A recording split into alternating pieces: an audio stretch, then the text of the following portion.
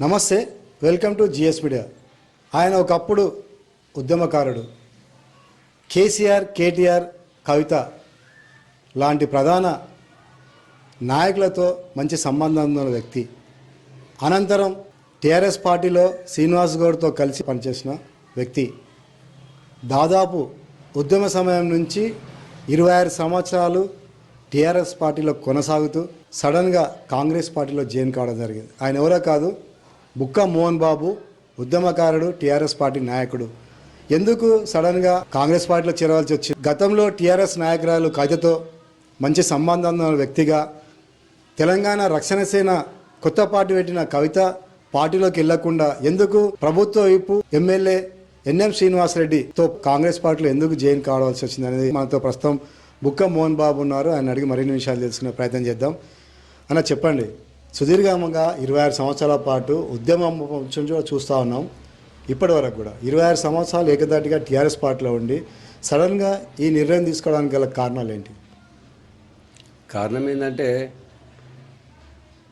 తెలంగాణ రాష్ట్రం కోసం ఒక మహాశక్తిగా కేసీఆర్ గారి నాయకత్వంలో అప్పుడు చాలా తక్కువ మంది ఉన్నప్పటికీ కూడా కేసీఆర్ గారి నాయకత్వం పైన మాకు అప్పుడు నమ్మకం ఉండే. తెలంగాణ తెస్తాడు, ఇట్లాంటి నాయకుడు ఉంటాయని చెప్పేసి బాగా నమ్మినాం. మా నమ్మకాన్ని మమ్ము చేయలే కేసీఆర్ గారు. తెలంగాణ రాష్ట్రాన్ని సాధించిండు. తెలంగాణ రాష్ట్రాన్ని సాధించే వరకు ఒక విధంగా ఉండే. తెలంగాణ రాష్ట్రం వచ్చిన తర్వాత కేసీఆర్ గారు ఉద్యమకారులను కానీ అసలు ఎవరిని పట్టించుకునే పరిస్థితి ఎవరిని కలవకపోయాడు.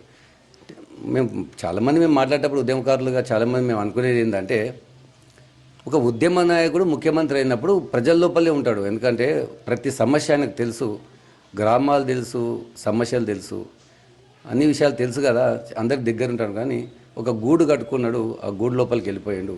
అసలు ప్రజలకు దూరం కావడంతో పాటు ఉద్యమకారులకు, నాయకులకు కూడా దూరం అయ్యే పరిస్థితి ఉంది.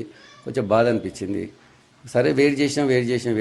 ఇంకా ఈ జీవితమే అయిపోయింది. అంటే నేను దాదాపు టీఆర్ఎస్ పార్టీ చేరినప్పుడు 25-26 ఏళ్ళు, ఇప్పుడు 51కి వస్తున్నాం, 50-51కి వస్తుంది. ఇంకా సగం జీవితం అయిపోయింది.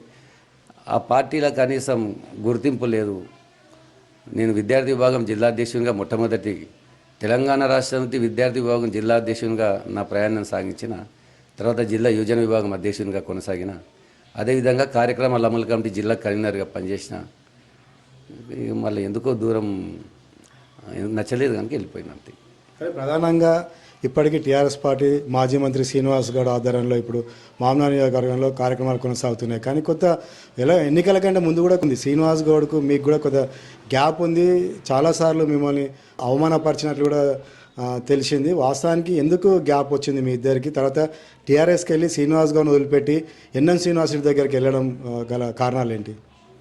శ్రీనివాస్ గౌడ్ అనే వ్యక్తి గ్యాప్ రావడం అంటే ఆయనకు అందరితో గ్యాప్ ఉంటుంది, ఎవరితో ఫిల్ ఉండడు ఆయన. అసలు శ్రీనివాస్ గౌడ్ అనే వ్యక్తి ఏంటంటే అసలు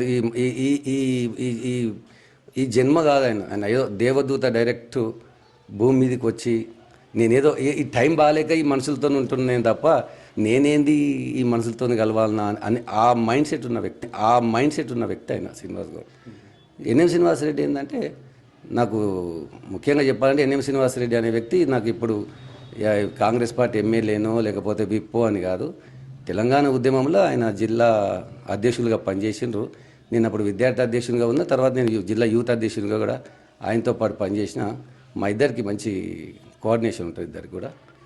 రమ్మన్నాడు, ఎందుకు ఇందులో ఉండబుద్ధి కాలేదు, వెళ్ళిపోయినా. ఒక రకంగా చెప్పాలంటే శ్రీనివాస్ గౌడ్కు ఎన్ఎం శ్రీనివాసరెడ్డికి వ్యత్యాసాలు ఏముంటాయి అసలు మీరు గమనించిన కాడికి ఇద్దరి మధ్యలో కూడా? వ్యత్యాసం అంటే శ్రీనివాస్ గౌడ్కు ఎన్ఎం శ్రీనివాసరెడ్డికి వ్యత్యాసం ఒక్కదాంట్లో కాదు, 1,00,000 వ్యత్యాసాలు ఉంటాయి. ఒక ఈ పాయింట్ల వ్యత్యాసం అని కాదు. ఎన్ఎం శ్రీనివాసరెడ్డి సౌమ్యుడు, మంచి వ్యక్తి, ఎవరిని ఏమనేటోడు కాదు, పలకరిస్తాడు, ఆప్యాయంగా దగ్గర తీసుకుంటాడు.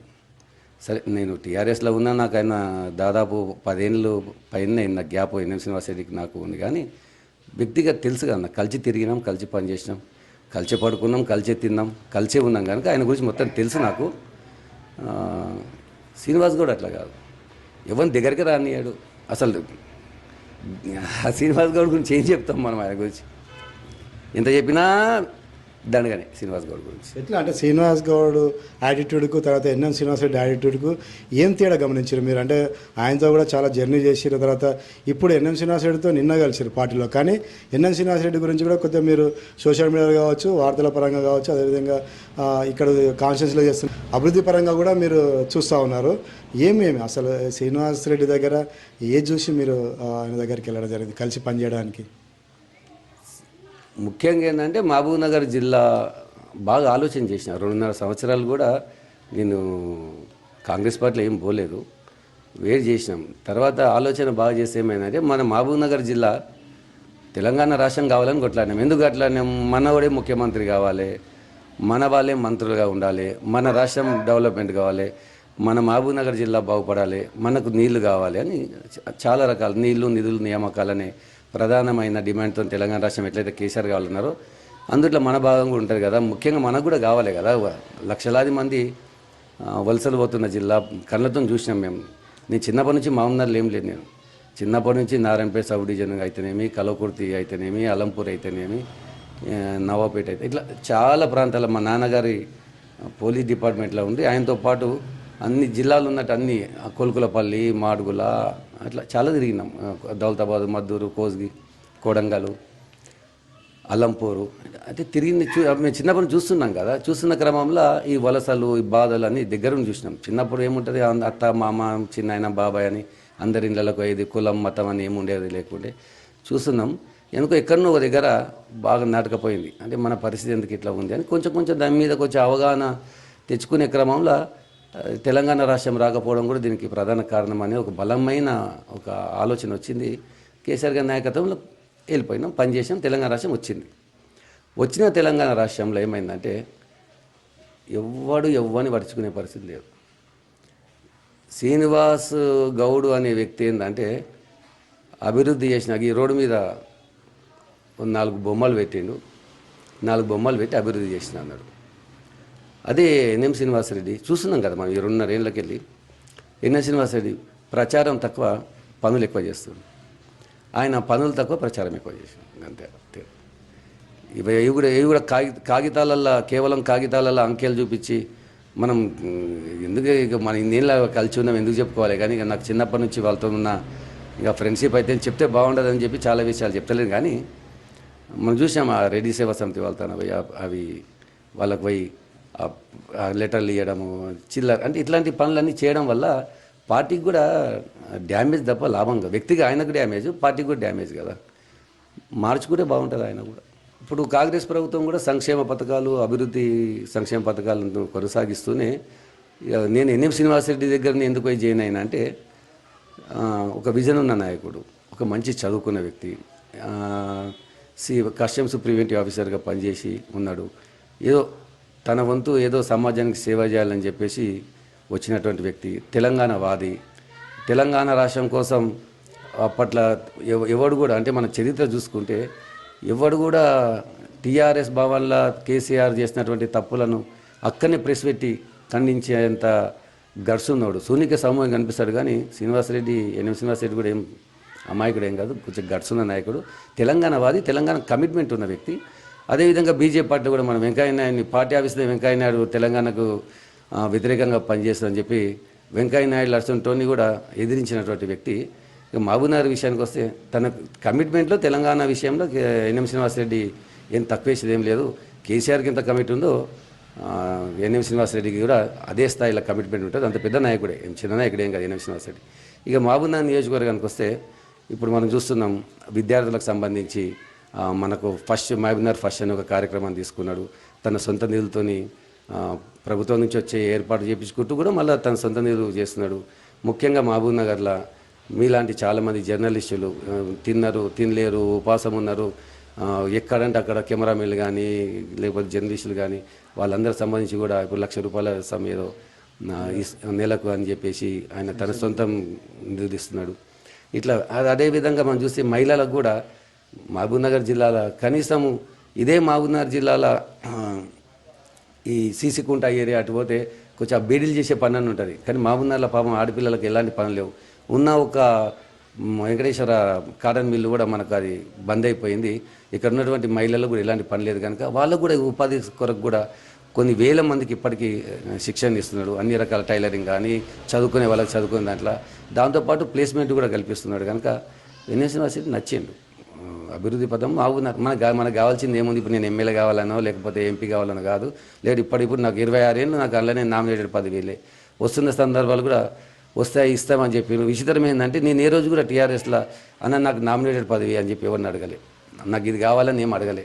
తెలంగాణ రాష్ట్రం కొరకు పనిచేసినాము, తెలంగాణ వచ్చింది చాలు అనుకున్నాం. శ్రీనివాస్ గౌడ్ మీరు చేయండి, ఎన్ని మీటింగ్లలో చేయండి. మా తమ్ముడు అట్లా, మా తమ్ముడు వీరుడు, మా తమ్ముడు ధీరుడు, చాలా పెద్ద పోస్ట్ వస్తుంది, చాలా పెద్ద.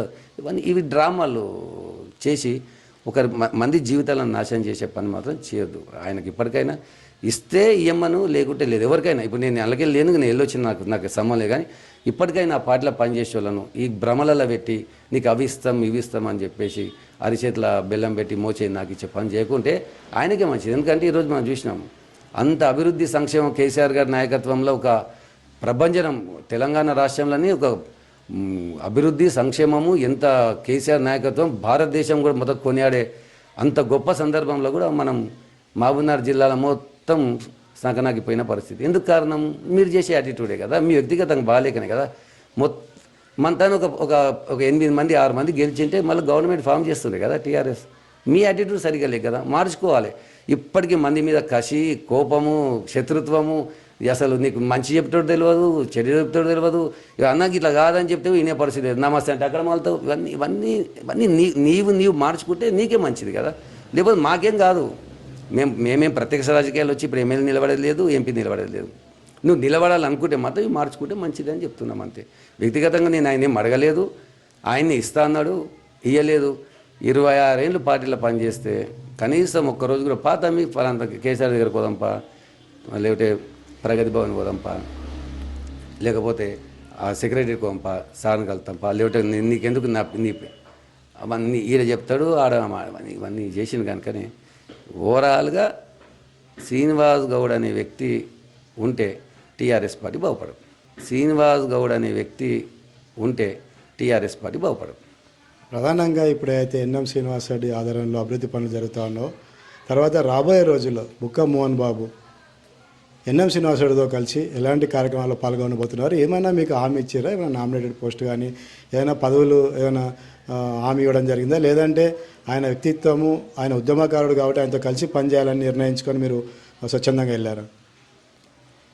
హామీ అనేది 26 ఏళ్ళు ఉన్న ఆ పార్టీలని నేను ఎప్పుడు ఏం అడగలే.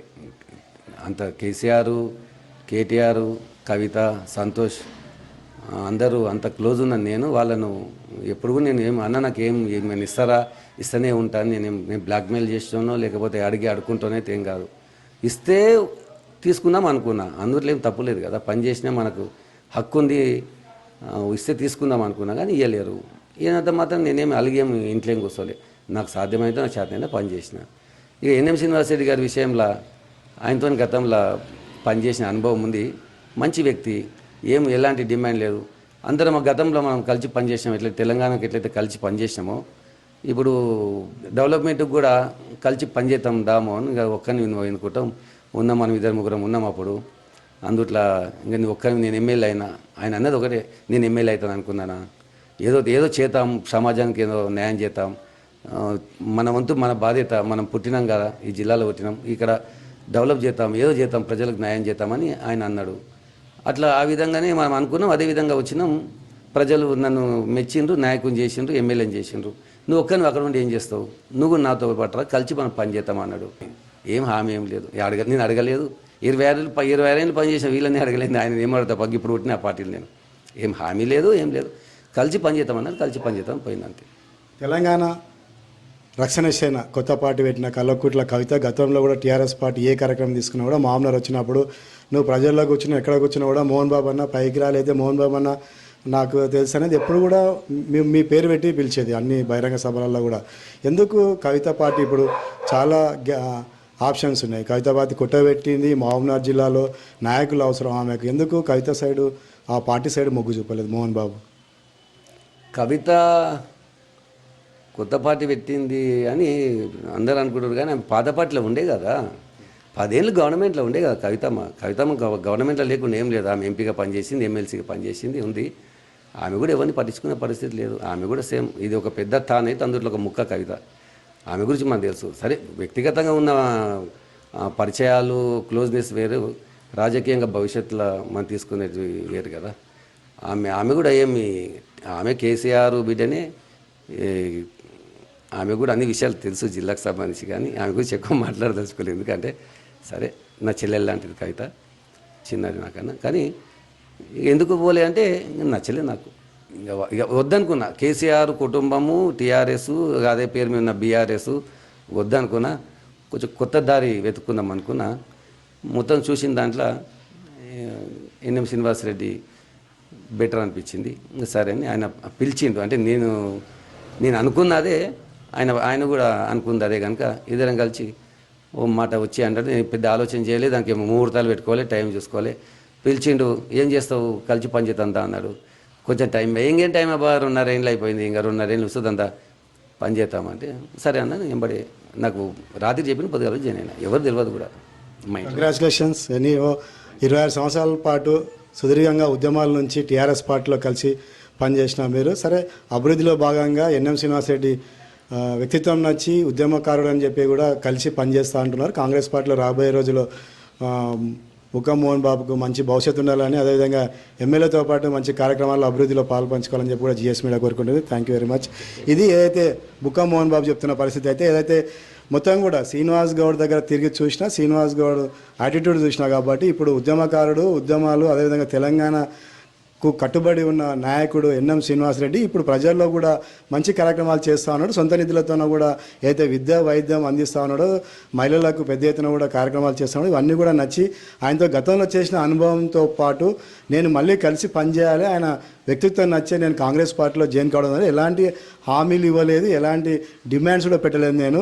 అదేవిధంగా కొత్త పార్టీ పెట్టిన కవిత కూడా అదే కోవలోకి వస్తుంది. అంతా కుటుంబ సభ్యులు అంతా కూడా టీఆర్ఎస్ కానీ, ఈ టీఆర్ఎస్ కానీ, ఈ బీఆర్ఎస్ కానీ, అదేవిధంగా శ్రీనివాస్ గౌడ్ వీళ్ళంతా కూడా అన్నీ చూసి విసిగి వేసారి వాళ్ళ దగ్గర నుంచి ఇక్కడ మంచి నాయకునితో పనిచేద్దాం, భవిష్యత్తులో అభివృద్ధిలో పాలు పంచుకుందాం అని చెప్పి కూడా ఎన్ఎం శ్రీనివాసరెడ్డితో జాయిన్ కావడం జరిగిందని కూడా బుగ్గన మోహన్ చెప్తున్నారు. రాబోయే రోజుల్లో చూద్దాం కాంగ్రెస్ పార్టీలో ఎలాంటి స్థానం ఉంటుంది బుగ్గన మోహన్కు, అదేవిధంగా కాంగ్రెస్ పార్టీ ఏ విధంగా ఆయనకు సంస్థ స్థానం కల్పిస్తుంది రాబోయే రోజుల్లో తెలుసుకుందాం.